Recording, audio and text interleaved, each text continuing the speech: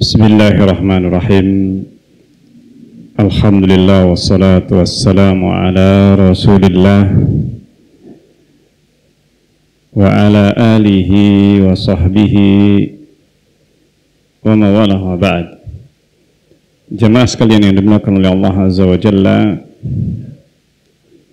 alhamdulillah sore ini kita bisa bertemu dan dipertemukan oleh Allah Azza wa Jalla di dalam majlis ilmu, majlis zikir, sebagaimana yang disebutkan keutamaan majlis zikir, majlis ilmu ini oleh Rasulullah sallallahu alaihi wasallam, di mana dalam kesempatan kita kali ini kita akan membahas sebuah tema yang berkaitan dengan tamu kita yang senantiasa kita rindukan. Tidak ada seorang yang beriman, tidak ada seorang yang di dalam hatinya terdapat keimanan kecuali dia memiliki kerinduan datangnya bulan Ramadan.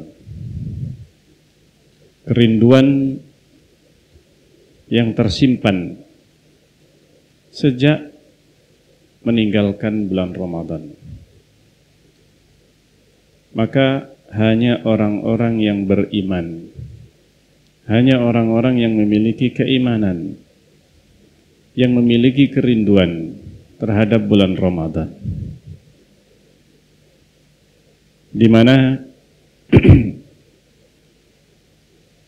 para salafus saleh,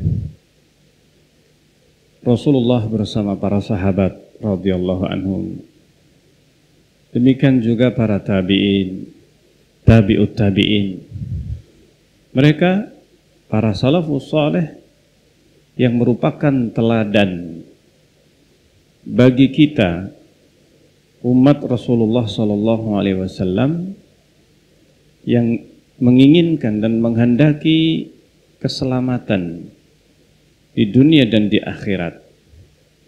Maka merekalah suri tauladan terbaik di dalam menjalankan agama ini, di dalam memahami agama ini dan menjalankannya dalam kehidupan seorang mukmin, kehidupan seorang muslim, hingga Allah Subhanahu wa taala mengakhiri hidupnya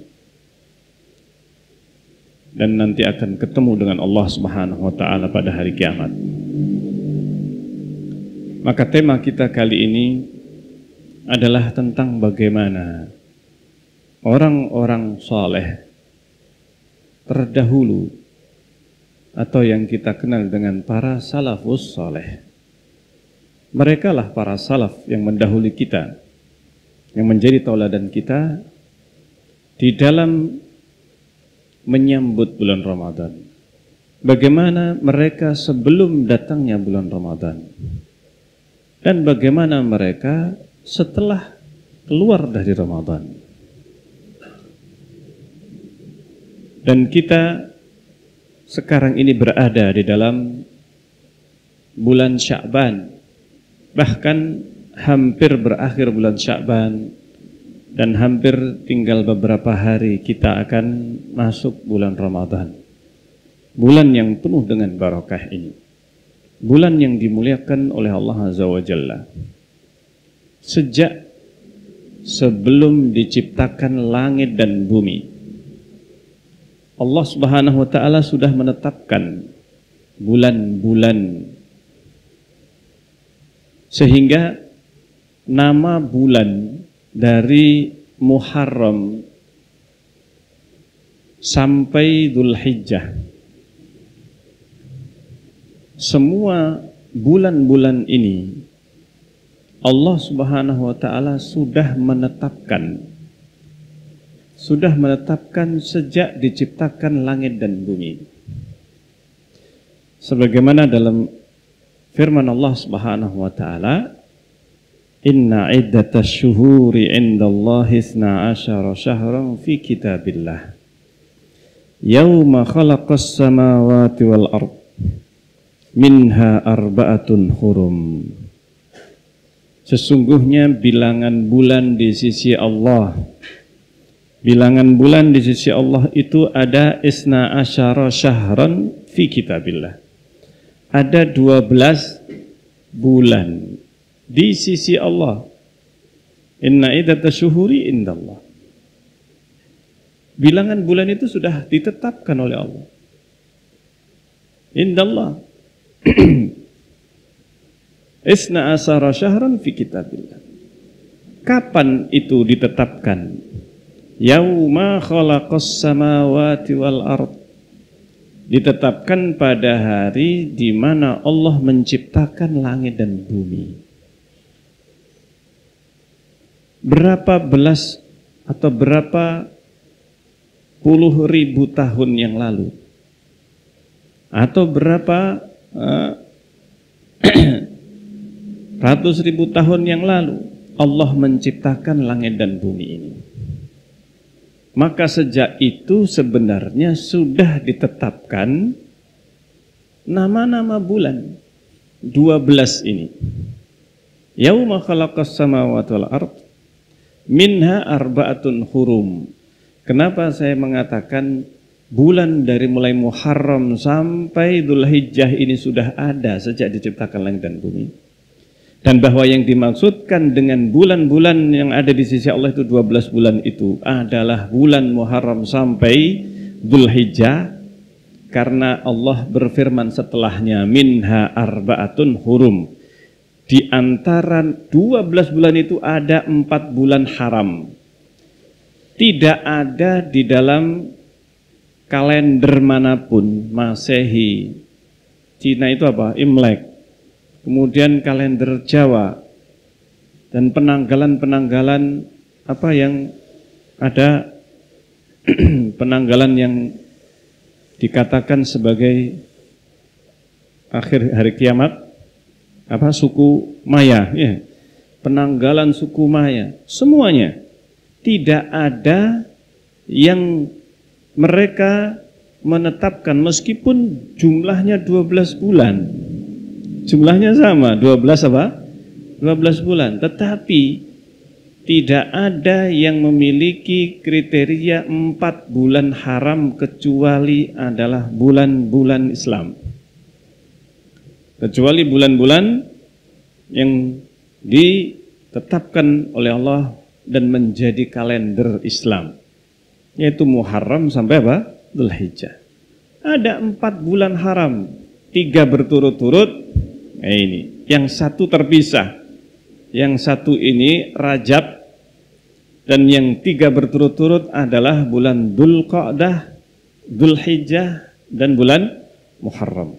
Ini 3 bulan haram yang berurutan, dan satu yang terpisah, bulan Rajab, yang disebut dengan Rajab Mudhar. Padahal bangsa Arab mereka menggunakan Rajab, tetapi dinamakan Rajab Mudhar karena merekalah yang mempertahankan Rajab pada tempatnya. Meskipun bulan yang lainnya itu berpindah-pindah, tetapi bangsa Mudhar atau suku Mudhar mereka menjaga Rajab pada tempatnya, pada posisinya atau waktunya. Karena orang Arab sejak zaman dulu mereka itu suka merubah, memindah-mindah bulan. Nah, ini memindah-mindah bulan. Hanya saja suku Mudhar mereka menjadikan patokan Rajab itu sebagai patokan kabilah mereka, sehingga meskipun berpindah bulan yang lain termasuk bulan haji, mereka tetap Rajab dipertahankan. Maka disebut dengan Rajabnya Mudhar. Nah, ini. Dan itulah Rajab yang memang ditetapkan oleh Allah Azza wa Jalla. Ketika pas pada saat haji wada, tahun di mana Rasulullah diperintahkan dan disyariatkan untuk beribadah haji, diwajibkan beribadah haji, maka perhitungan bangsa Arab secara keseluruhan ternyata mereka sama-sama menetapkan bulan Dzulhijjah kembali pada saat pertama kali diciptakan oleh Allah. Kata Rasulullah SAW, sesungguhnya zaman telah kembali kepada posisi semula ketika diciptakan langit dan bumi. Karena pada saat diciptakan langit dan bumi itu sudah ditetapkan nama bulan sebagai perhitungan di dalam ketetapan Allah. Meskipun manusia belum ada, tapi perhitungan itu sudah berjalan. Perhitungan ini sudah berjalan. Dan bulan Ramadan sudah Allah tetapkan sebagai bulan terbaik. Di antara 12 bulan ini, bulan Ramadan adalah bulan yang terbaik. Diturunkan Al-Quran pada bulan Ramadan. Diturunkan Al-Quran pada bulan Ramadan. Nih, karena itulah pada saat Rasulullah SAW menyebutkan keutamaan bulan Ramadan dan diturunkan Al-Quran yang menjelaskan tentang bulan Ramadan, satu-satunya bulan yang dipuji di dalam Al-Quran, satu-satunya bulan yang dipuji, artinya disebutkan keutamaannya oleh Allah Azza wa Jalla di dalam Al-Quran adalah bulan Ramadan. Kata Allah Azza wa Jalla, Syahrul Ramadan alladzi unzila fihi al-Quran.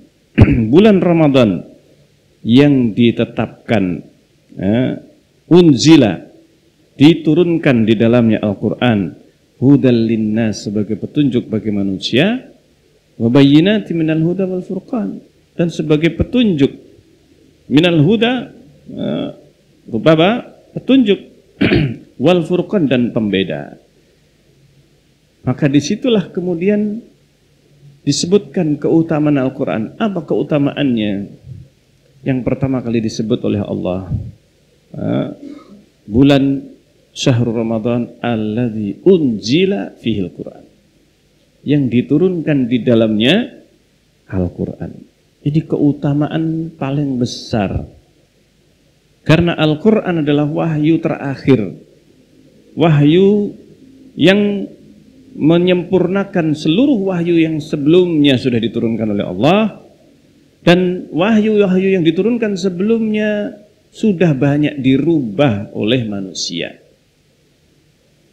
Sudah banyak dirubah, sudah banyak diganti, ditambahi, dikurangi, dan sebagainya. Maka wahyu-wahyu yang turun sebelum Al-Quran tidak dijamin oleh Allah dari perubahan, dari penggantian, dirusak oleh manusia. Tidak terjamin.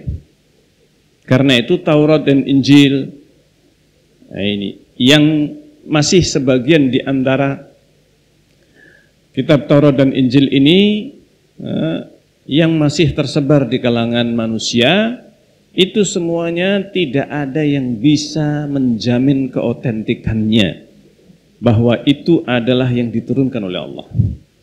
Bahkan bisa dipastikan sebagian ayat-ayat yang ada di dalamnya adalah sudah dirubah atau ditambahkan. Bahkan bisa dipastikan itu bukan bagian dari Taurat dan Injil. Karena apa? Karena rusaknya makna yang terkandung di dalamnya.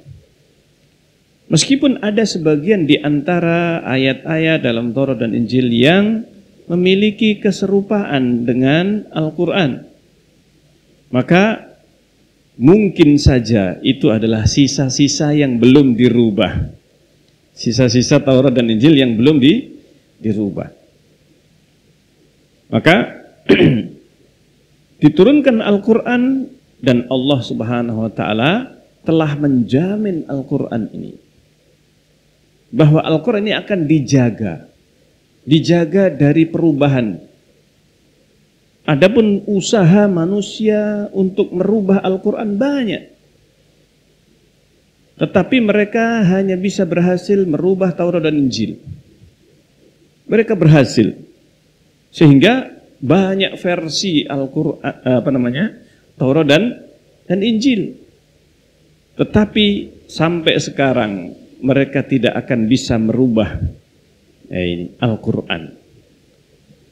Meskipun usaha itu dilakukan sampai sekarang ini dan sampai entah kapan, usaha untuk merubah, mengganti Al-Quran, mereka sudah berusaha. Tetapi Allah senantiasa menjaganya, Allah menjamin. Dan tidak ada yang berani mengganti Al-Quran kecuali akan gagal. Tidak ada yang berusaha untuk mengganti Al-Quran kecuali akan gagal. Mereka hanya berhasil untuk menyebarkan syubhat terhadap Al-Quran. Ada yang mengatakan Al-Quran gak otentik, ada yang dirubah, ditambahi.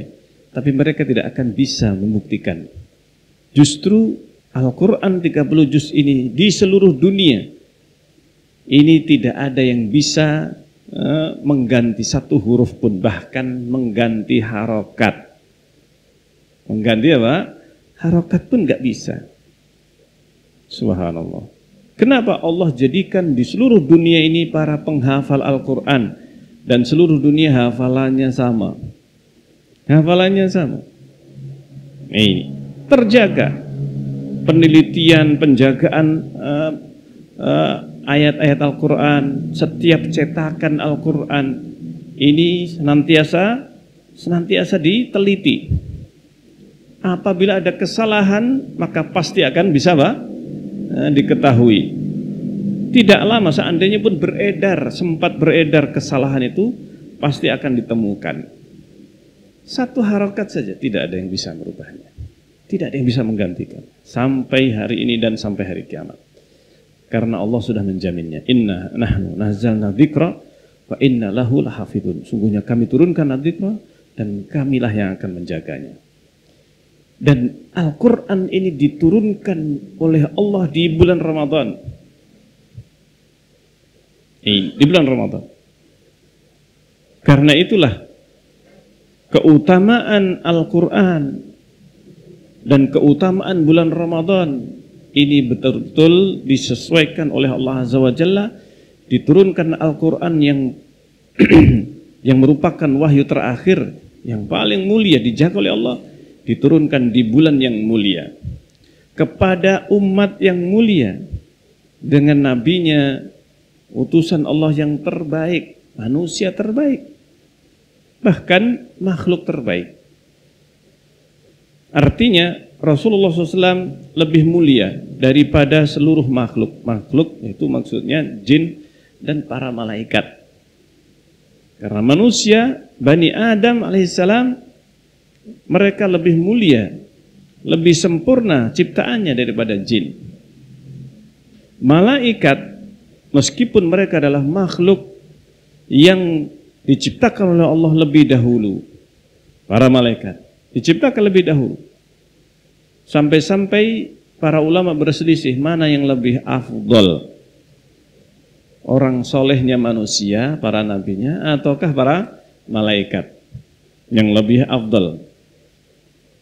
Maka dari berbagai ayat dan hadis-hadis Rasulullah SAW menunjukkan bahwa Rasulullah SAW lebih afdol daripada para malaikat. Daripada para malaikat. Kenapa? Jibril, malaikat sebagai pimpinan malaikat, ketika sampai di Sidratul Muntaha, Jibril sudah nggak bisa naik. Tapi Rasulullah SAW masih naik ke Sidratul Muntaha. Ketika naik ke Sidratul Muntaha, Jibril ini tidak bisa naik. Sampai di sini kata Jibril kepada Rasulullah SAW. Itu ketika menerima perintah sholat. Waktu itu Rasulullah SAW Isra dan Mi'raj. Rasulullah mencapai tempat yang paling tinggi yang tidak bisa dicapai oleh malaikat Jibril alaihissalam. Diturunkan Al-Quran kepada Rasulullah SAW yang kedudukannya seperti ini. Masya Allah. Karena itu keutamaan Al-Quran ini keutamaan yang besar. Karena itu bulan Ramadan adalah disebut juga dengan bulan Al-Quran. Karena diturunkan Al-Quran di dalamnya.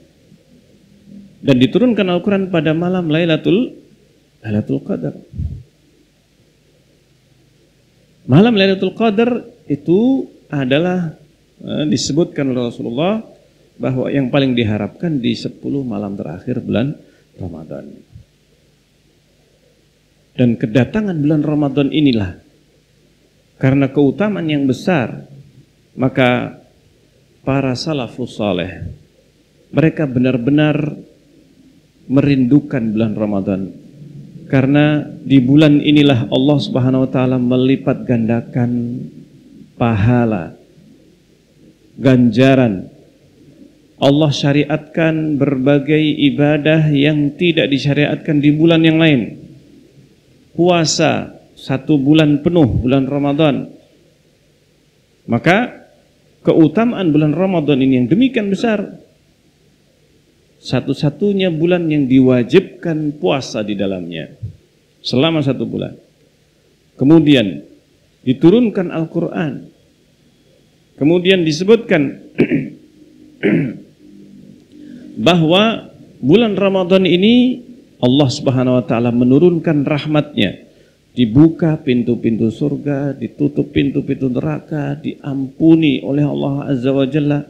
Makhluk banyak diselamatkan, dientaskan dari neraka. Ini kata Rasulullah, dan itu terjadi di setiap malam. Sepanjang bulan Ramadan Allah membebaskan manusia, artinya menetapkan bahwa si fulan bebas dari neraka. Diampuni oleh Allah Azza wa Jalla di bulan Ramadan. Yang oleh Rasulullah disebut utaqa walillahi utaqa.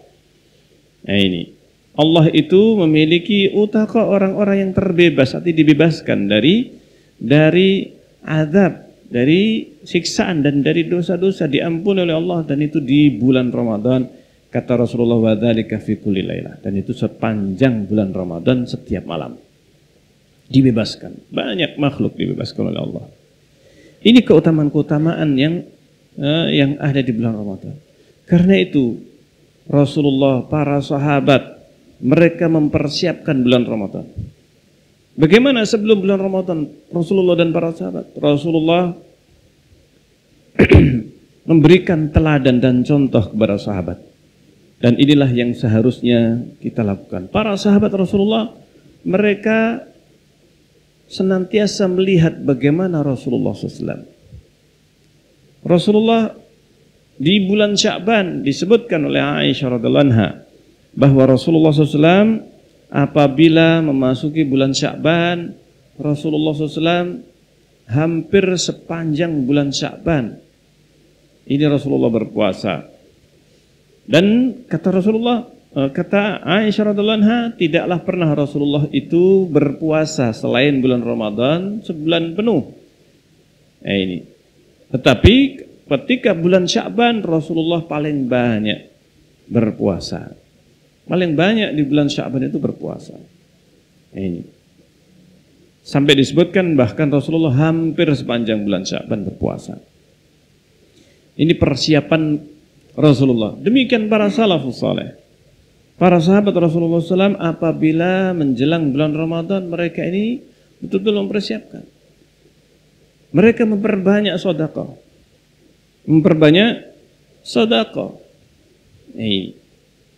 Di antaranya adalah memberi makan atau memberi buka puasa. Buka puasa, puasa sunnah.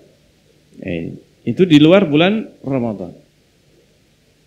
Yang mana sekarang ini yang menjalankan salah satu keutamaan memberi makan, memberi buka puasa, memberi buka orang yang berpuasa. Seperti kalau seandainya sebagian di antara kita ini mungkin ada yang sempat umrah, yang pernah umrah, maka di Mekah, di Madinah, di Masjidil Haram, di Masjid Nabawi, ini setiap Senin dan Kamis ini mesti ada Pak, hidangan buka puasa di dalam masjid, di luar masjid, bahkan berebutan orang untuk memberi apa? Memberi buka puasa, apalagi di bulan Ramadan. Kalau orang jelang berbuka masuk masjid di bulan Ramadan, sudah tidak usah bawa bekal. Buka puasa tinggal datang orangnya saja. Masya Allah. Iya. Tidak seperti halnya di negeri kita harus ada acara bukber. Ya, harus ada acara bukber. Ini. Kalau di sana, kalau bulan Ramadan tiap hari. Dan itu ternyata bukan hanya di Masjid Nabawi, di Masjidil Haram, tapi di berbagai masjid. Di berbagai masjid disiapkan buka puasa. Masya Allah. Bahkan kalau seandainya orang itu di jalan-jalan di Saudi dan di sekitarnya, itu kalau orang menjelang maghrib maka di jalan itu bukan kita lihat orang jualan. Kalau di Indonesia kan jualan, ini jualan takjil nih. Kalau di sana bukan jualan, gratis. Ini pembagian gratis di sepanjang jalan. Masya Allah. Ini yang luar biasa. Makanya amalan-amalan inilah yang dilakukan. Dan ternyata ini sudah menjadi kebiasaan para salafus saleh. Karena memang Mekah dan Madinah dan sekitarnya adalah memang awal tumbuhnya Islam, berkembangnya Islam di sana, maka adat kebiasaan yang sudah 1400 tahun ini berjalan, maka tetap berjalan seperti itu. Ini yang luar biasa. Dan ini kebiasaan yang yang sampai sekarang ini dilakukan.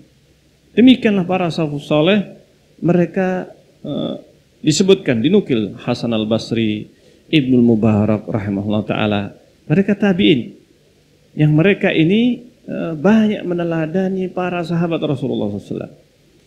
Mereka apabila berbuka puasa, kalau mereka berbuka puasa, mereka ini tidak pernah berbuka sendirian, mesti ngajak apa? Ngajak orang, atau kalau dia membawa makanan ke masjid, udah dia berbuka bersama orang lain. Masya Allah. Bahkan seandainya pun mereka berpuasa, itu kebiasaan mereka para sahabat, para tabi'in, itu disebutkan di Ibnu Umar radhiyallahu anhu, itu kalau memberi makan, bahkan siang hari, seandainya biasanya orang memberi makan di siang hari, makan siang, mereka pun meskipun puasa mereka memberi makan orang. Masya Allah. Ini yang dinukil dari sebagian sahabat dan sebagian tabi'in rahimahullah ta'ala. Nah ini, dan di antara tanda-tanda diterimanya amal soleh di bulan Ramadan adalah ketika setelah bulan Ramadan itu bertambah amal solehnya ketika sebelum bulan Ramadan, bertambah lebih baik. Ini meskipun mungkin tidak sama dengan ketika di bulan Ramadan. Dan di antaranya disebutkan bahwa para salafus saleh, kalau mereka itu memasuki bulan Ramadan, ini menjelang bulan Ramadan, mereka mempersiapkan dengan memperbanyak puasa, memperbanyak baca Al-Quran. Diperbanyak baca Qurannya. Nah ini, meskipun sebagian di antara ulama ada yang disebutkan, sebagian salaf itu kalau seandainya datang bulan Ramadan, saking getolnya dalam ibadah, sampai-sampai disebutkan ada sebagian salaf itu tidak bisa nambah bulan Ramadan. Kenapa? Sudah mentok. Ini sepanjang hari itu dia sudah apa? Ibadahnya ini seakan-akan sudah 24 jam ibadahnya. Ini. Sehingga kalau datang bulan Ramadan, ya sudah, itu yang sudah berjalan. Sholat malamnya sudah berjalan, Ini tinggal puasanya saja. Ini karena apa? Kalau selain bulan Ramadan, maka yang maksimal puasa bisa dilakukan itu puasa Daud, ya kan? Sunnahnya tidak ada yang lebih utama daripada puasa Daud. Daripada puasa Daud. Karena apa? Karena inilah yang disebut oleh Rasulullah ketika Abdullah bin Amr bin As radhiyallahu anhu. Ini dengan bapaknya, ini usianya selisih 10 tahunan. Nah ini, ada yang menyebutkan selisih 12 atau 10 tahunan. Sekitar itu selisihnya. Berarti ayahnya menikah di usia berapa itu? Ya 9 tahun, antara sekitar itulah. Menikah, berarti sudah balik 9 tahun. Jadi bapaknya Abdullah bin Amr bin As itu dinikahkan oleh orang tuanya ketika sudah apa? Sudah balik. Baru balik sudah langsung dinikahkan. Tidak sampai kemudian berarti seandainya pun setahun lah mungkin selisihnya dengan lahirnya. Maka lahirlah Abdullah bin Amr. Abdullah bin Amr bin As radhiyallahu anhu. Ketika datang Rasulullah SAW, Rasulullah SAW diutus oleh Allah Azza wa Jalla, maka keduanya Abdullah bin Amr bin As radhiyallahu anhu masuk Islam. Keluarga ini, keluarga Abdullah bin Amr bin As masuk Islam. Abdullah bersama bapaknya, usianya yang seperti kakak beradik. Ini usianya seperti kakak beradik. Tetapi dua-duanya adalah sahabat yang mulia. Sahabat yang luar biasa. Abdullah bin Amr salah seorang penulis hadis Rasulullah SAW. Penulis wahyu. Karena hadis adalah wahyu. Utitul Quran wa mislahu ma'ah, kata Rasulullah. Aku diberi Al-Quran dan yang semisal Al-Quran bersamanya. Aku diberi Al-Quran dan yang semisal Al-Quran. Apa yang semisal Al-Quran? Sunnah. Ini wahyu. Sunnah itu adalah apa? Wahyu yang mengiringi Al-Quran dan keduanya tidak bakal berpisah, kata Rasulullah. Walan yatafarraqa. Al-Quran dan sunnah itu tidak bisa dipisahkan. Hatta yarida aliyal haud, kata Rasulullah, sampai nanti akan datang kepadaku di telaga. Keduanya bakal datang kepadaku di telaga. Nah, Abdullah bin Amr bin As radhiyallahu anhu disebutkan tentang kebiasaan atau kemuliaan Abdullah bin Amr bin As di usianya yang ke-12 tahun. Usianya sekitar masih 12 tahun. Mungkin awal balik. Ini awal baliknya Abdullah bin Amr bin As. Ayahnya Amr ibn al-As radhiyallahu anhu, berarti usianya yang sekitar 20-an sekian. Ayahnya Abdullah bin Amr bin al-As juga sudah dinikahkan oleh ayahnya. Karena dulu Amr bin al-As juga dinikahkan oleh orang tuanya di usia yang masih muda. Maka anaknya juga demikian. Di usianya yang sudah 12 itu sudah menikah. Sudah dinikahkan oleh di awal pernikahannya. Kalau Abdullah bin Amr ini menikah di sekitar usia 11-12 tahun. Ketika itu ayahnya Amr bin As bertanya kepada istrinya, ini gimana ini anaknya? Nah, ini diceritakanlah ini bahwa Abdullah itu sholat malamnya pokoknya tiap malam, tiap hari puasa. Bayangkan, ini usia berapa? 12 tahun. Sudah menikah dan ibadahnya luar biasa Abdullah bin Amr. Disebutkan baca Quran tiap hari khatam. Baca Quran tiap hari khatam. Abdullah bin Amr bin As. Jadi puasa tiap hari, khatam tiap hari. Ini sholat malamnya juga tiap malam. Nah, mengkhatamkan Al-Quran malam. Karena khatam Al-Quran bisa dengan sholat. Dilaporkan kepada Rasulullah, ayahnya melaporkan kepada Rasulullah SAW. Luar biasa ini. Ayahnya ini melaporkan, Amr bin As melaporkan kepada Rasulullah SAW.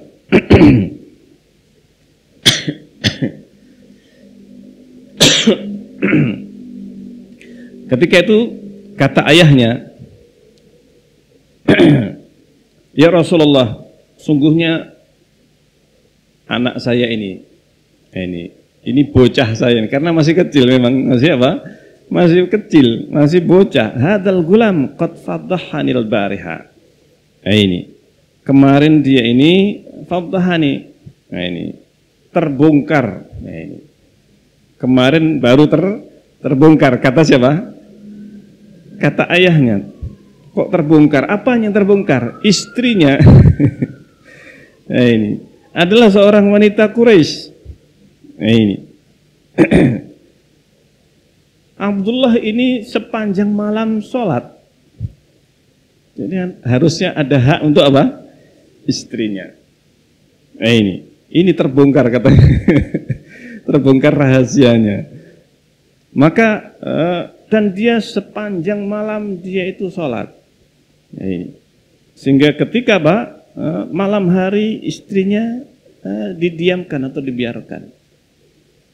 Masya Allah. Ini istrinya juga wanita Quraisy. Tidak disentuh. Maksudnya tidak dia apa? Tidak disentuh. Akhirnya Nabi bertanya, didatangkan, dipanggil Abdullahnya. Abdullah dipanggil, wahai Abdullah, fikam taqra'ul Quran. Kamu berapa hari kamu khatam Al-Quran? Maka kata Abdullah bin Amr, ya Rasulullah, saya membaca sekali sehari, maksudnya khatam. Saya tiap hari khatam, meskipun mungkin waktu itu belum 30 juznya, belum 30 juz. Saya tiap hari khatam Al-Quran. Kuliah marra. Bagaimana puasamu? Bagaimana? Kamu puasanya bagaimana? Saya tiap hari puasa, kata Abdullah bin Amr. Saya tiap hari puasa. Lalu salat malammu? Saya sepanjang malam. Saya salat sepanjang malam. Maka kata Rasulullah, ma hakadha ya Abdullah. Enggak seperti itu wahai Abdullah. Artinya apa? Jangan engkau memaksakan dirimu seperti itu. Nah, akhirnya kemudian Rasulullah SAW menyampaikan kepada Abdullah bin Amr, puasalah setiap bulan itu 3 hari maksimal. Artinya apa? Kalau kamu pengen puasa 3 hari sebulan sudah cukup. 3 hari sebulan, kalau puasa sunnah 3 hari sudah cukup. Kata Abdullah bin Amr, saya masih kuat ya Rasulullah. Saya masih bisa. Lebih banyak, saya masih bisa. Kalau begitu Senin Kemis. Ya Rasulullah, saya masih bisa. Lebih dari itu. Kalau begitu puasalah puasa Daud. Afdhalus siyam, kata Rasulullah, siyam akhi Daud. Puasa saudaraku Daud. Rasulullah menyebut saudaraku. Meskipun sudah entah berapa ratus atau 1000 tahun lebih meninggal sebelum Rasulullah Sallallahu Alaihi Wasallam. Ini sebelum Rasulullah, puasa saudaraku Daud itu yang paling afdal. Nah, ini kebiasaannya Nabi Daud alaihissalam, kalau puasa sehari berbuka. Itu yang paling afdal. Nah, ini saya masih kuat ya Rasulullah, nggak ada yang lebih afdal, kata Rasulullah. Maka Abdullah bin Amr maksimal sudah puasa Daud, sehingga Abdullah bin Amr puasa Daud maksimal. Nah, ini kemudian baca Quran bagaimana? Nah, ini bacalah sebulan sekali, maksudnya khatam 30 juz setiap bulan, berarti 1 hari 1 juz. Nah, ini kalau waktu itu sudah sempurna 30 juz, 1 bulan khatam. Saya masih bisa ya Rasulullah. Kalau begitu 20 hari, khatamkan 20 hari. Kemudian masih bisa sepekan sekali, 7 hari. Saya masih bisa ya Rasulullah, 3 hari, kata Rasulullah. Kata Abdullah bin Amr, saya masih bisa ya Rasulullah. Ini kata Rasulullah, man qara'al Qur'an fi aqal min 3 lam yafqahu. Barang siapa yang menghafal, yang membaca Al-Quran dalam kurang dari 3 hari, dia nggak akan faham, tidak bisa mentadabbur Al-Quran. Nah, ini kalau tujuannya cuma murojaah hafalan, yang penting apa? Yang penting baca. Nah, ini maka dia tidak bisa memahami. Maksudnya tidak bisa tadabbur Al-Quran. Karena Al-Quran itu bukan hanya sekedar dibaca saja, tetapi ditadabburi. Masya Allah. Maka berhentilah di situ. Abdullah bin Amr bin As radhiyallahu anhu khatam setiap 3 hari. Khatam setiap 3 hari. Nah, ketika Abdullah bin Amr bin As radhiyallahu anhu sudah sepuh, sudah tua. Ketika tua, Abdullah bin Amr akhirnya dia ketika puasa Daud dilaksanakan. Kemudian membaca Quran tiap 3 hari, mengkhatamkan Al-Quran.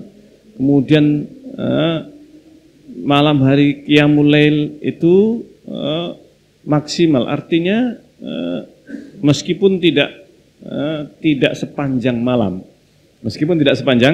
sepanjang malam, tetapi setiap malam dilakukan. Dan Rasulullah sudah bersabda, khairul amal adwamu wa in qalla. Sebaik-baik amal itu yang senantiasa dilakukan meskipun sedikit. Ketika sudah tua, ternyata Abdullah bin Amr akhirnya mengatakan, laitani qabiltu rukhsatan Nabi sallallahu alaihi wasallam. Seandainya dulu saya terima keringanan dari Nabi sallallahu alaihi wasallam. Maksudnya, ya saya puasanya apa? Dan nggak usah Daud lah, puasa mungkin pertengahan, yaitu apa? Senin Kamis mungkin pertengahannya. Ini karena apa? Kalau sudah tua, itu puasa Daud itu berat. Ini kalau sudah tua, puasa Daud berat. Ini yang mungkin pertengahan itu adalah puasa Senin Kamis. Kalau 3 hari mungkin terlalu sedikit bagi yang suka berpuasa. Demikian juga mengkhatamkan Al-Quran. Demikian Abdullah bin Amr bin As radhiyallahu anhu. Karena pada saat masih 12 tahun masih semangat-semangatnya. Ini makanya itulah yang dilakukan oleh Abdullah bin Amr bin As. Rasulullah memberikan tuntunan. Tuntunan ini agar supaya seseorang tidak ngoyo ketika nanti sudah usianya sudah tua, maka bisa jadi dia akhirnya harus mengurangi. Yang tadinya puasa Daud akhirnya malah turun menjadi puasa Senin dan Kamis misalnya. Nah ini. Tetapi Abdullah bin Amr tetap sampai akhir hayatnya beliau melakukan kebiasaannya itu terus seperti halnya ketika dia masih muda. Inilah apa yang dilakukan oleh para sahabat. Makanya kalau seandainya para salaf mereka itu kemudian masuk bulan Ramadan, mereka tidak bisa menambah kecuali apa? Kecuali puasanya saja, puasa Daud. Atau mungkin ada sebagian yang baca Quran. Mungkin kalau sebagian salaf itu sudah baca maksimal 3 hari. Ini jangan kurang dari 3 hari.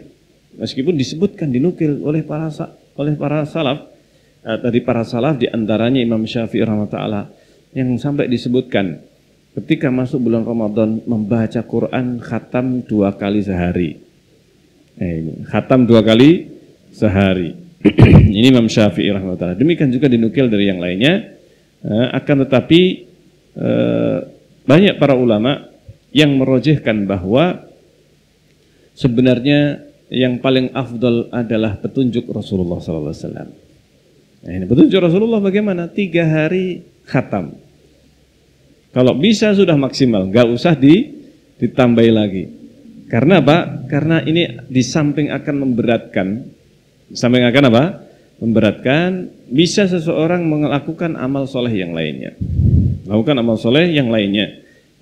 Meskipun para salaf, mereka sebelum memasuki bulan Ramadan, mereka sudah ancang-ancang. Ini kita khatam berapa hari sekali? Berapa hari sekali? Sebulan sekali ada?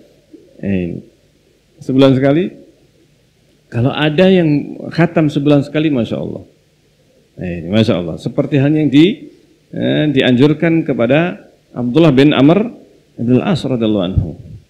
Ini. Kalau seandainya sebelum Ramadan ini kita bisa mengkhatamkan dalam 3 hari, ini kurang berapa hari ini? Ya sekitar 3 hari ya. 3 hari lagi. Ini ke depannya. Coba kita khatamkan Al-Quran dalam 3 hari. Atau kalau tidak bisa, maka apa? Di bulan Ramadan 3 hari sekali kita apa? Kita khatam. Ini. Seandainya kita mampu melakukannya. Masya Allah.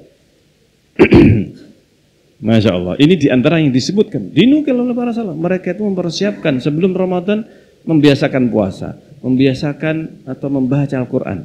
Persiapan, ancang-ancang. Ini.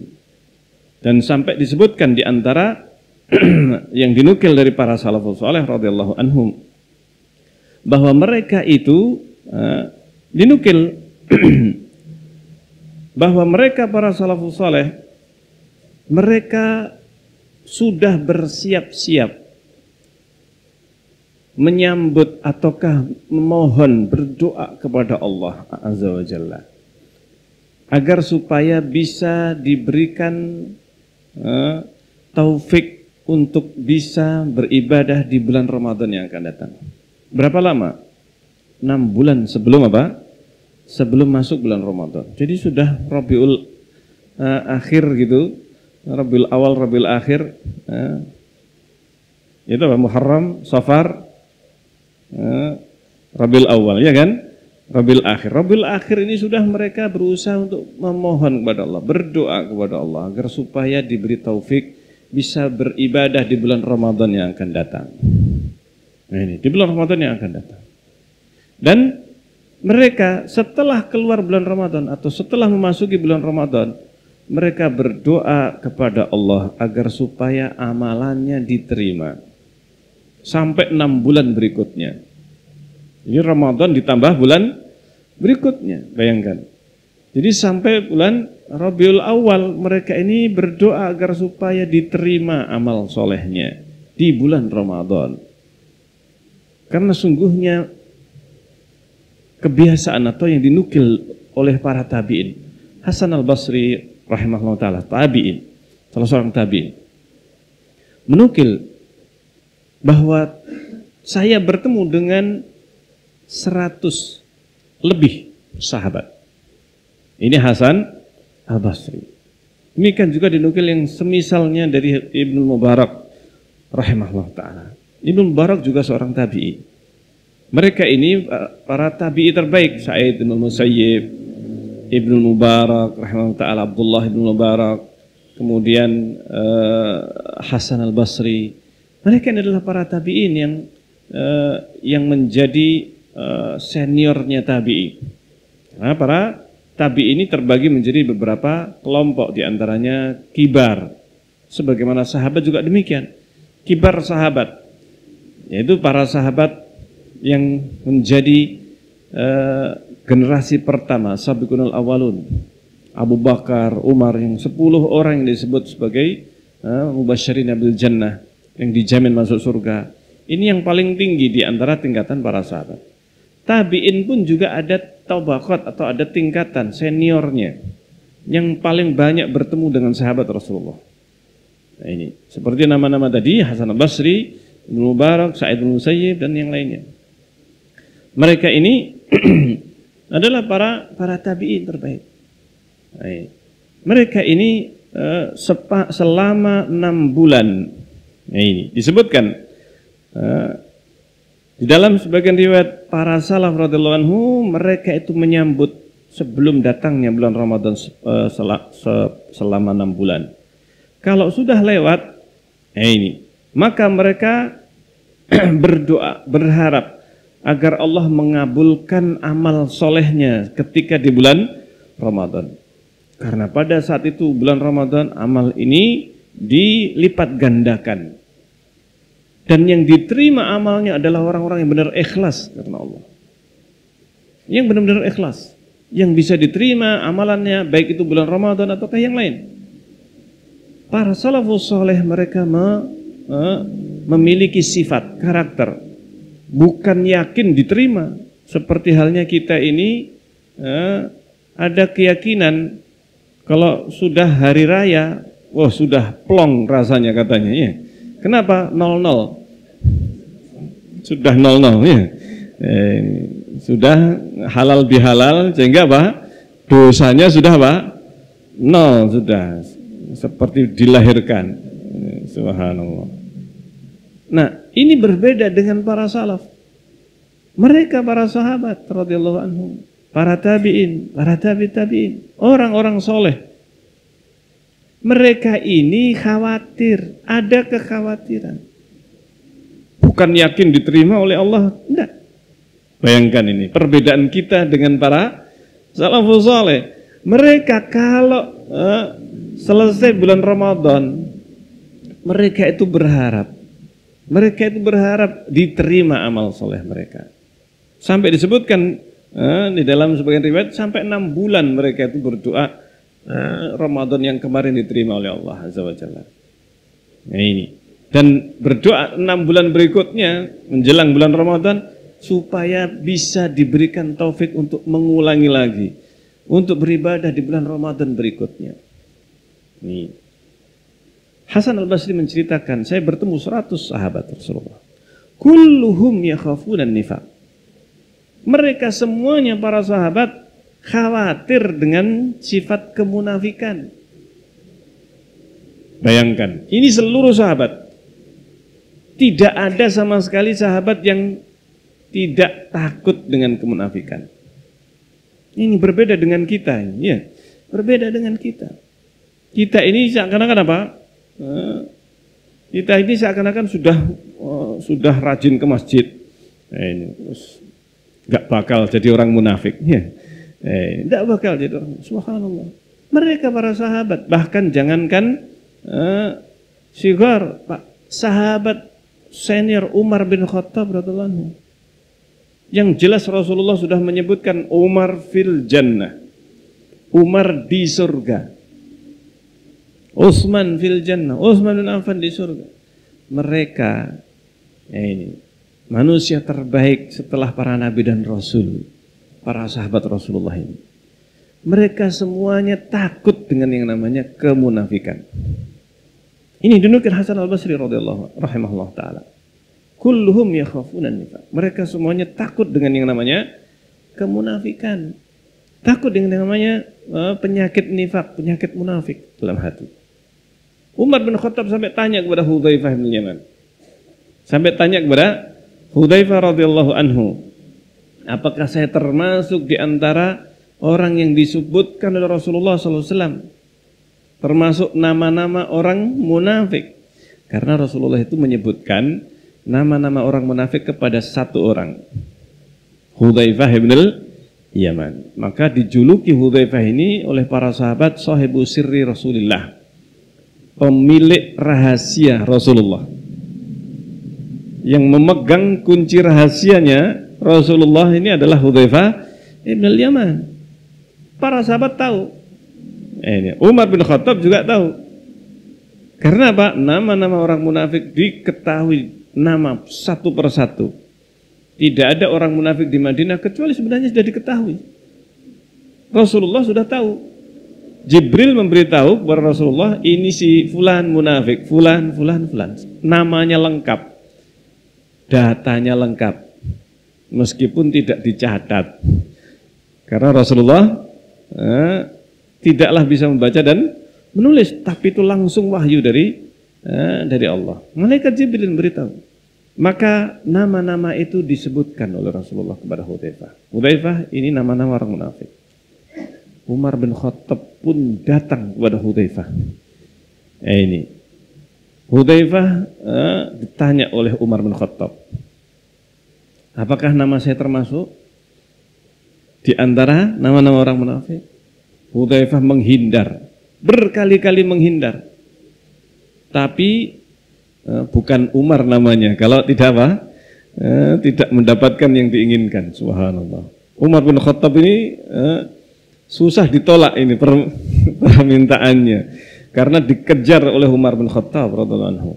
Saking takutnya masuk dalam nama orang munafik. Ditanya oleh Umar, apakah nama saya ada di dalamnya? Apa nama saya ada tercantum di dalam atau disebutkan oleh Rasulullah SAW termasuk orang munafik? Bayangkan Umar bin Khattab. Nih. Maka Hudzaifah sebenarnya sudah berusaha menghindar, tapi dikejar oleh Umar. Ketika Hudzaifah mengarahkan wajahnya ke arah lain, Umar bin Khattab mengejar di sini. Ini menghadap ke kiri, Umar bin Khattab ke kiri, sebelah kirinya. Umar bin Khattab sampai harus engkau jawab. Kalau enggak dijawab, enggak bakal apa? Dilepas Hudzaifah. Sampai akhirnya Hudzaifah mengatakan, tidak, jangan tanya yang lainnya. Kata Hudzaifah, tidak, jangan tanya yang lain. La tas'al ghairak, kata Hudzaifah, jangan tanya selain engkau. Umar bin Khattab yang penting nama saya enggak masuk di dalamnya, udah beres, sudah tinggal kan. Ini subhanallah. Umar bin Khattab radhiyallahu anhu. Demikian. Ini. Sehingga ini adalah apa yang disebutkan di antara kebiasaan mereka para salafus. Jadi mereka ini semuanya ketika setelah selesai bulan Ramadan tidak kemudian wah plong, sudah Pak, sudah diampuni dosa-dosa saya, sudah diterima amal soleh saya sepanjang bulan Ramadan. Subhanallah. Ini bahkan kalau kita pamer, saya kemarin Ramadan khatam sekian kali ini kan, ini saya sekian dan seterusnya. Tapi apa? Tapi hendaknya setiap orang, dan demikian para salafus saleh, sampai mereka itu menyembunyikan amal solehnya kepada istrinya. Disebutkan para salafus saleh, mereka tuh menyembunyikan sedekahnya, menyembunyikan, bahkan mereka menangis, istrinya sebelahnya tidak tahu. Mereka menangis karena takut kepada Allah Azza wa Jalla. Ketika berdoa ataukah berzikir kepada Allah Azza wa Jalla atau menangis karena Allah, disebutkan, dinukil. Dan ini para salafus saleh radhiyallahu anhum, mereka menyembunyikan amal soleh mereka, berusaha menyembunyikan karena khawatir terjatuh ke dalam apa? Ke dalam riya. Khawatir terjatuh ke dalam riya. Nah ini, subhanallah. Kalau kita, yang kita sembunyikan apanya kepada istri? Uangnya, simpanannya. Ini subhanallah. Amal solehnya kita pamerkan, ya kan? Ini masya Allah. Subhanallah. Ini ibu-ibu ya. Ini biasanya yang ketemu ini ya simpanannya. Nah, jadi demikian. Mereka para salafus saleh menyembunyikan ini bukan hanya kepada orang lain, bahkan kepada istrinya. Nah, ini sedekahnya, amal solehnya, ini enggak tahu. Dibayangkan, sampai disebutkan menangis ini istrinya yang di sebelahnya tidak paham, tidak tahu kalau suaminya ini menangis bukan menangis karena punya utang banyak, tapi menangis karena Allah Azza wa Jalla. Ini menangis karena Allah. Subhanallah. Ini sampai-sampai disebutkan ketika istrinya melihat suaminya ini menangis, tapi ditampakkan oleh suaminya itu seperti flu. Ini seakan-akan apa? Seperti apa? Flu. Masya Allah. Bayangkan, seperti itulah mereka para salaf. Mereka tidak menampakkan amalnya. Nah, dinukil dari Umar bin Abdul Aziz bagaimana setelah Ramadan selesai, setelah bulan Ramadan selesai, ketika menjadi khalifah Umar bin Abdul Aziz, beliau berkhutbah. Dan sebagaimana tadi disebutkan, salah satu di antara tabi'in terbaik, Umar bin Abdul Aziz rahimahullah ta'ala. Beliau ketika itu berkhutbah di hadapan kaum muslimin pada waktu hari raya Idul Fitri. Pada waktu hari raya Idul Fitri, ayyuhan nas, wahai sekalian manusia, kaum muslimin, innakum qad sumtum lillahi salasina yauman. Sesungguhnya kalian sudah berpuasa karena Allah 30 hari. Berpuasa untuk Allah. Karena memang puasa ini tidak boleh kita tujukan kecuali hanya kepada Allah Azza wa Jalla. Wa qumtum lillahi salasina yauman, salasina lailatan. Kalian juga sudah berdiri untuk Allah 30 malam. Maksudnya salat tarawih, salat tarawih. Wa ha antum qad kharajtumul an. Dan sekarang kalian sudah keluar dari bulan Ramadan. Al-ana, sekarang ini, litatlubu minallahi azza wa jalla, agar supaya kalian berdoa kepada Allah. Kalian hendaknya memohon kepada Allah azza wa jalla. An yataqabbala minkum dzalik, agar supaya diterima amal-amal itu sepanjang bulan Ramadan. Minta kepada Allah. Maka inilah yang disebutkan di antara yang dinukil dari para salafus saleh.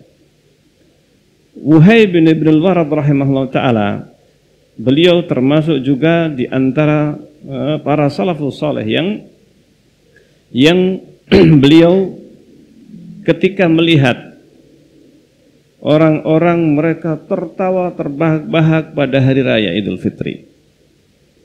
Kebiasaan kita hari raya, kalau kebiasaan kita itu seakan-akan hari raya itu hari pelong, seakan-akan Ramadan adalah beban, ya. Ini rasanya plong, ini subhanallah. Ini kalau kita, sehingga Pak, hari raya ini yang sebelumnya ngempet, ya, ngempet mungkin ada yang ngempet ngerokok, ya. Ini kemudian ndak berpuasa. Subhanallah. Sehingga apa? Seakan-akan bebas dari tekanan, bebas dari belenggu Ramadan. Subhanallah. Ketika disebutkan dinukil Wuhaib bin al-Warad rahimahullah ta'ala, ketika melihat orang-orang tertawa pada hari raya, subhanallah, ya lal ajab. Kata Wuhaib, sungguh mengherankan, mereka tertawa setelah keluar dari Ramadan. Ada dua kemungkinan. Bisa jadi Allah terima. Bisa jadi Allah terima mereka amal ibadahnya atau tidak. Kemungkinan yang kedua. Kalau seandainya Allah terima ini, maka tertawa terbahak-bahak ini bukanlah sifatnya orang yang bersyukur kepada Allah kalau diterima. Artinya sifat perbuatan karakter orang yang bersyukur kepada Allah ketika amalannya diterima bukan dengan cara tertawa terbahak-bahak seakan-akan lepas dari beban, tetapi orang yang betul-betul bersyukur kepada Allah bahwa Ramadan yang sebelumnya diamalkan itu diterima oleh Allah adalah dengan menambah, dengan menjadi lebih baik daripada sebelum Ramadan. Ini pada sebelum Ramadan. Ini adalah sifatnya orang yang bersyukur kalau seandainya amal solehnya bulan Ramadan itu diterima oleh Allah. Kata beliau, wa in kana Allahu lam yataqabbal minhum. Kalau bulan Ramadan amal solehnya yang sebelumnya itu tidak diterima, karena mungkin dia melakukannya riya, dia melakukannya terpaksa, atau sifat-sifat kemunafikan ada pada amalnya, maka fama hadza fi'lul mutahassirin an-nadimin al-muqassirin. Maka ini bukanlah perbuatan tertawa, ini bukanlah perbuatan orang yang menyesal, orang yang sedih. Masa orang itu tidak diterima amal solehnya bulan Ramadan, dia kemudian tertawa di waktu sholat apa? Di waktu hari raya. Memang hari raya adalah hari di mana kaum muslimin merayakan. Nah ini Rasulullah menyatakan bahwa hari raya adalah hari makan, minum, dan kemudian disebutkan dalam sebagai riwayat yaumul akl wasyurbi wal bi'al. Bahkan hari di mana suami istri mereka merayakan hari raya itu dengan berhubungan suami istri. Ini salah satu sunnahnya apa? Hari raya. Bukan hanya makan minum, ya. Suami istri mereka apa? Bersyukur kepada Allah dengan apa? Dengan disebutkan dalam sebagai riwayat yaumul bi'al. Hari di mana suami istri melaksanakan hubungan suami istri. Nah ini. Nah ini. Masya Allah. Jadi tertawa tidak mengapa. Tetapi kalau sampai terbahak-bahak dan kemudian menjadi sebuah kegembiraan karena lepas dari beban, maka ini bukanlah sifat seorang mukmin yang bersyukur kepada Allah Azza wa Jalla. Tapi justru mereka para salaf, mereka melakukan ibadah yang lainnya. Melakukan ibadah.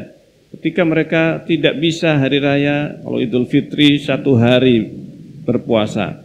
Kalau hari raya Idul Adha, maka mereka tidak bisa berpuasa 4 hari. Ya ini. Maka hendaknya orang yang lepas dari bulan Ramadan, maka dia mengamalkan amalan-amalan yang bisa dia lakukan untuk menyempurnakan ibadah di bulan Ramadan. Di antaranya disebutkan apa sunnahnya? Berpuasa apa? Syawal, puasa Syawal. Masya Allah.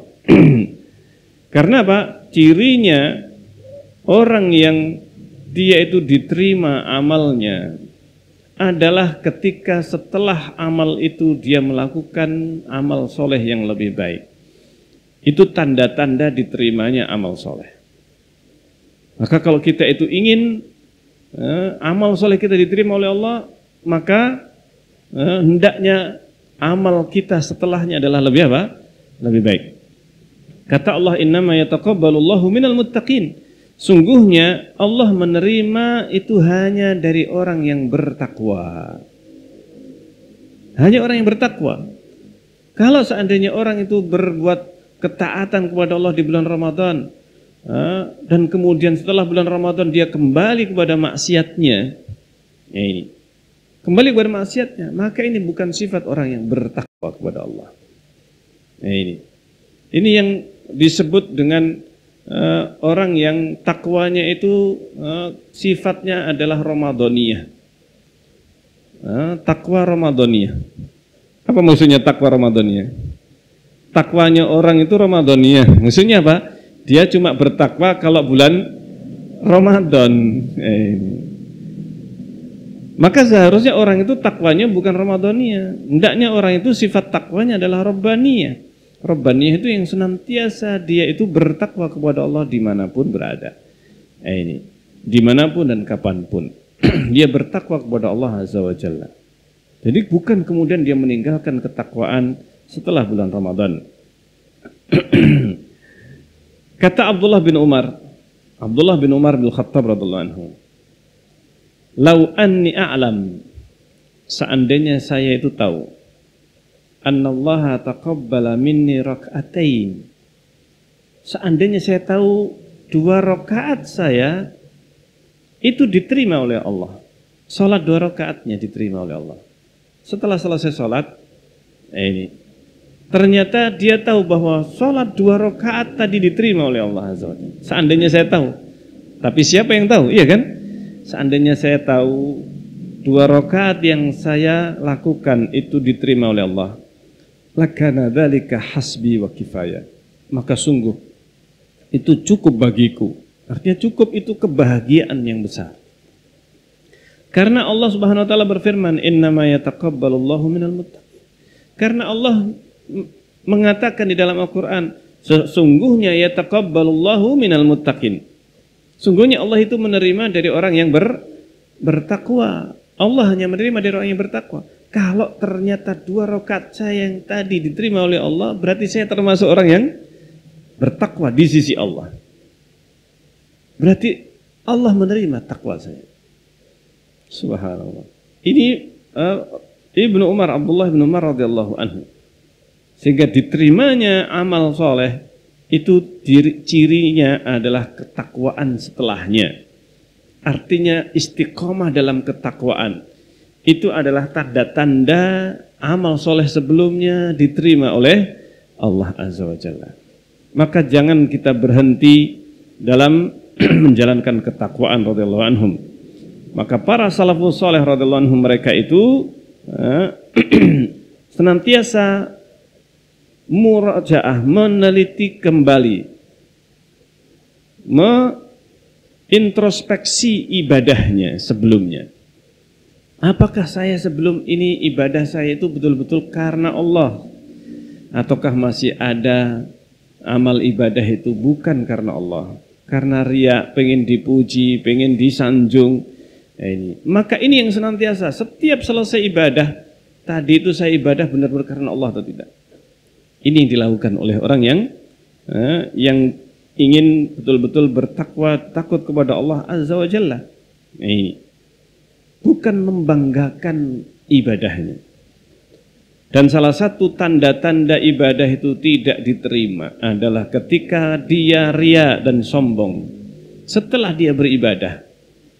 Setelah dia beribadah, dia ini menyombongkan, memamerkan ibadahnya. Ini tanda-tanda amal itu bukan karena Allah Azza wa Jalla dan tidak diterima oleh Allah Azza wa Jalla. Ini waliyadzubillah. Ini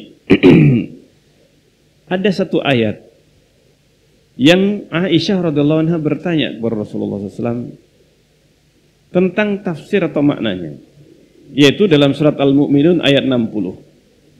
Surat Al-Mu'minun ayat 60. Ini persiapan bagi kita kalau kita ini beramal soleh, baik itu sebelum Ramadan ataukah ketika di bulan Ramadan dan yang setelahnya. Aisyah waktu itu membacakan firman Allah Subhanahu wa taala yang turun kepada Rasulullah SAW dan beliau bertanya kepada Rasulullah. Aisyah membaca suatu hari surat Al-Mu'minun ayat 60. Walladzina yu'tuna ma ataw wa qulubuhum wajilah annahum ila rabbihim raji'un. Ayat ini dibaca oleh siapa? Aisyah radhiyallahu anha. Orang-orang yang membawa amal-amal mereka. Artinya mereka membawa amal-amal. Mereka itu membawa atau mereka membawa amal-amal mereka. Wa qulubuhum wajilah, dan hati mereka itu takut. Mereka datang kepada Allah dengan membawa amal-amal mereka dalam keadaan takut. Annahum ila rabbihim rajiun, bahwa mereka akan kembali kepada Allah. Ketika itu Aisyah bertanya kepada Rasulullah, ya Rasulullah, apakah ini orang yang berzina kemudian datang kepada Allah, takut kepada Allah? Orang yang berzina.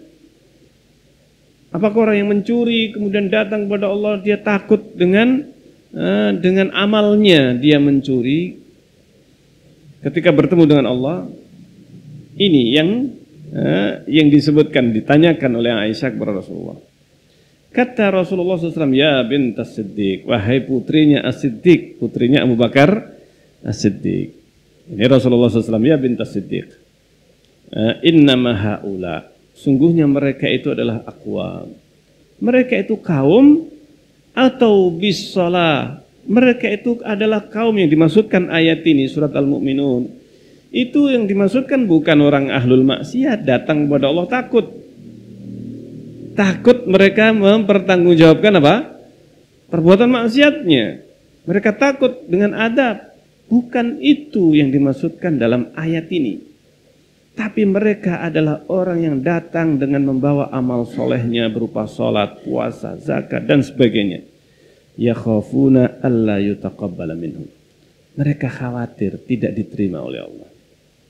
Ini yang dipuji di dalam Al-Quran. Ayat ini memuji kaum yang seperti itu. Bukan memuji orang yang berbuat maksiat takut ketika berhadapan dengan Allah. Ini, ketika takut berhadapan dengan Allah. Tetapi justru ini pujian. Ayat ini berupa pujian. Makanya Aisyah menanyakan kepada Rasulullah, ini kok ayatnya demikian? Yang difahami oleh Aisyah, Allah memuji orang yang ahlul maksiat takut kepada Allah. Meskipun sifat takut ini adalah salah satu sifat orang yang mukmin, meskipun mereka berbuat apa? Maksiat. Ketika terjatuh ke dalam maksiat, mereka takut kepada Allah. Ini masih merupakan ciri-cirinya orang yang masih ada iman dalam hatinya. Kalau masih ada takut apa? Takut dengan akibat dari perbuatan maksiatnya. Takut dosa. Dia ketika berbuat dosa, dia masih merasa takut, ini saya nanti akan disiksa oleh Allah, saya masuk neraka. Dia takut dengan itu semuanya. Maka ini masih menunjukkan dia itu masih mempunyai iman. Pelacur. Ada pelacur masih sholat? Ada. Bahkan saya diberitahu, ada teman saya belajar di Yaman dan sudah doktor. Sebelum berangkat ke Yaman, dia ini sudah ngajar. Nah, ini sudah ngajar. Karena dia juga belajar di salah satu universitas di Libya kalau nggak salah waktu itu. Tanya kepada saya waktu itu, gimana?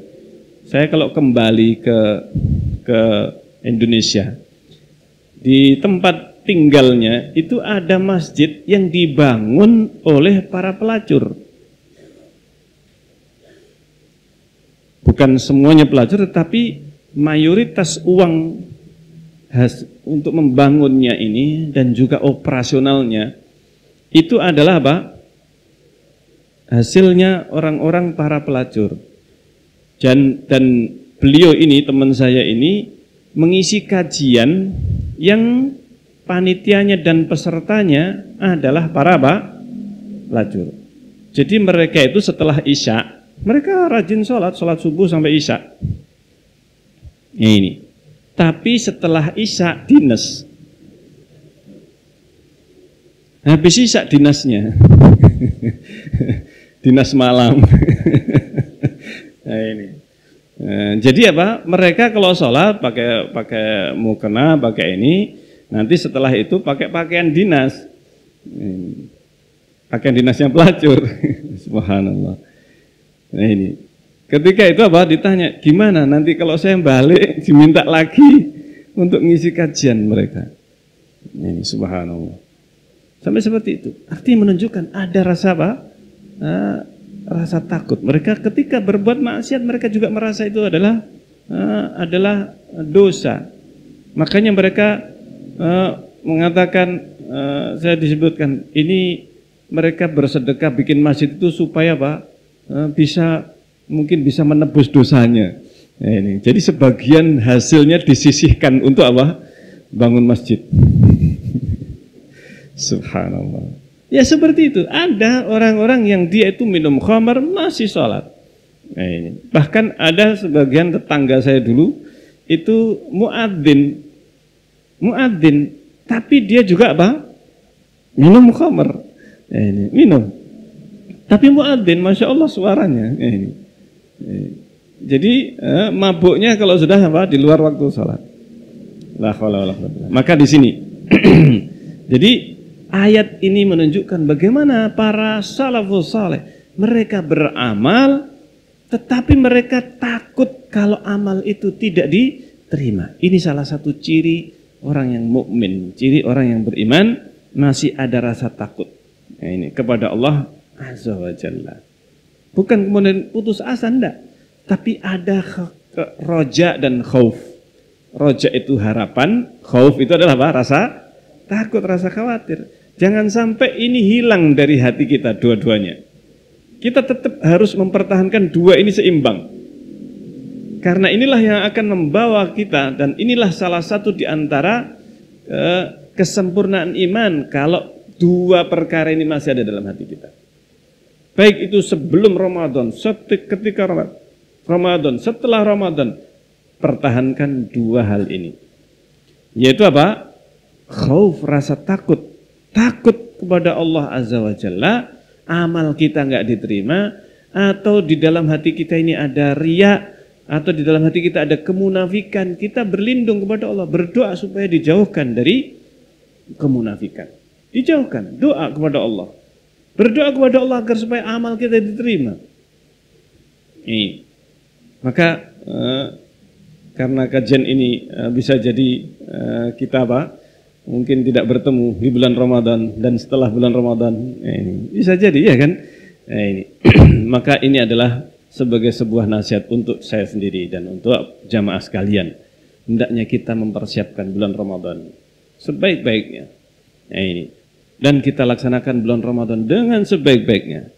Dan hendaknya setelah kita selepas dari bulan Ramadan, maka kita juga memperbaiki amal kita sebaik-baiknya. Ini semoga bermanfaat apa yang saya sampaikan dalam kajian kita kali ini. Semoga bermanfaat dan semoga kita bisa ikhlas dalam beramal di bulan Ramadan dan setelahnya. Dan kita akhiri subhanakallahumma rabbana wa bihamdik asyhadu an la ilaha illa anta astaghfiruka wa atubu ilaik. Assalamualaikum warahmatullahi wabarakatuh.